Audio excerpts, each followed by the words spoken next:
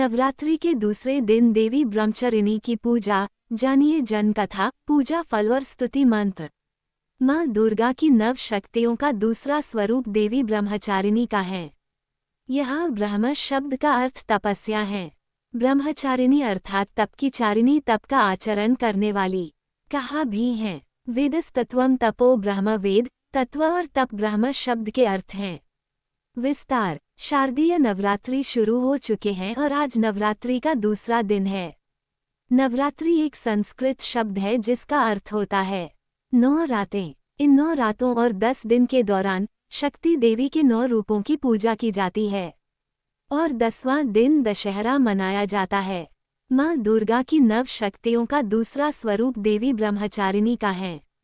यहाँ ब्रह्म शब्द का अर्थ तपस्या है। ब्रह्मचारिणी अर्थात तप की चारिणी, तप का आचरण करने वाली। कहा भी है वेदस्तत्वम तपो ब्रह्म, वेद तत्व और तप ब्रह्म शब्द के अर्थ हैं। ब्रह्मचारिणी देवी का स्वरूप पूर्ण ज्योतिर्मय एवं अत्यंत भव्य है। इनके दाहिने हाथ में जप की माला एवं बाएं हाथ में कमंडल रहता है। जन्म की कथा। अपने पूर्व जन्म में जब ये हिमालय के घर में पुत्री रूप में उत्पन्न हुई थीं, तब नारद के उपदेश से इन्होंने भगवान शंकर जी को पति रूप में प्राप्त करने के लिए अत्यंत कठिन तपस्या की थी।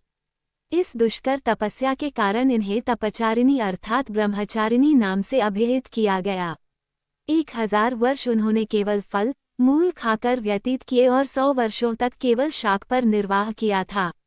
कुछ दिनों तक कठिन उपवास रखते हुए देवी ने खुले आकाश के नीचे वर्षा और धूप के भयानक कष्ट सहे।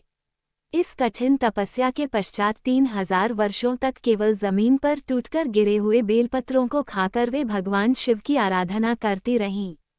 इसके बाद उन्होंने सूखे बेलपत्रों को भी खाना छोड़ दिया और कई हजार वर्षों तक वे निर्जल और निराहार तपस्या करती रहीं। पत्तों को भी खाना छोड़ देने के कारण उनका एक नाम अर्पणा भी पड़ गया।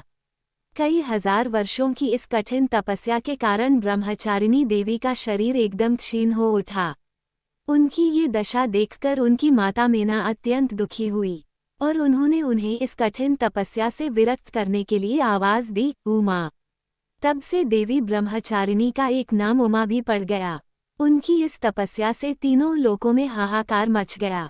देवता, ऋषि, सिद्धगण, मुनि सभी देवी ब्रह्मचारिणी की इस तपस्या को अभूतपूर्व पुण्य कृत्य बताते हुए उनकी सराहना करने लगे। अंत में पितामह ब्रह्मा जी ने आकाशवाणी के द्वारा उन्हें संबोधित करते हुए प्रसन्न स्वर में कहा, हे देवी, आज तक किसी ने ऐसी कठोर तपस्या नहीं की जैसी तुमने की है।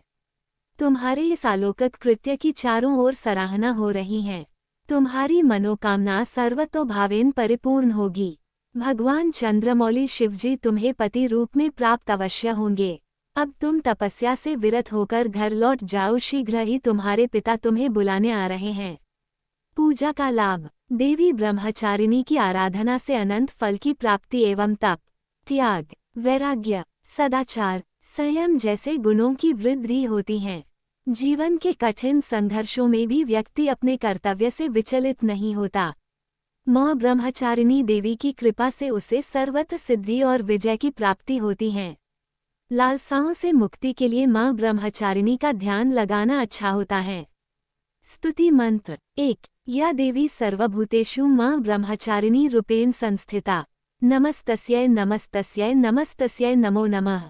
2। दधाना कर पद्माभ्याम अक्षमाला कमंडलु, देवी प्रसीदतु मयि ब्रह्मचारिण्यनुत्तमा, निम्ननाभिनितंबनीम। भोग। देवी माँ ब्रह्मचारिणी को गुड़हल और कमल का फूल बेहद पसंद है और इसलिए इनकी पूजा के दौरान इन्हीं फूलों को देवी माँ के चरणों में अर्पित करें।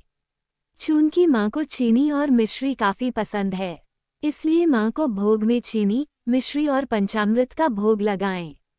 माँ ब्रह्मचारिणी को दूध और दूध से बने व्यंजन अति प्रिय होते हैं, इसलिए आप उन्हें दूध से बने व्यंजनों का भोग लगा सकते हैं। इस भोग से देवी ब्रह्मचारिणी प्रसन्न हो जाएंगी। इन्हीं चीजों का दान करने से लंबी आयु का सौभाग्य भी पाया जा सकता है। अगर आप लोगों को कथा अच्छी लगी हो तो प्लीज़ कमेंट करें, लाइक करें, शेयर करें, सब्सक्राइब करें।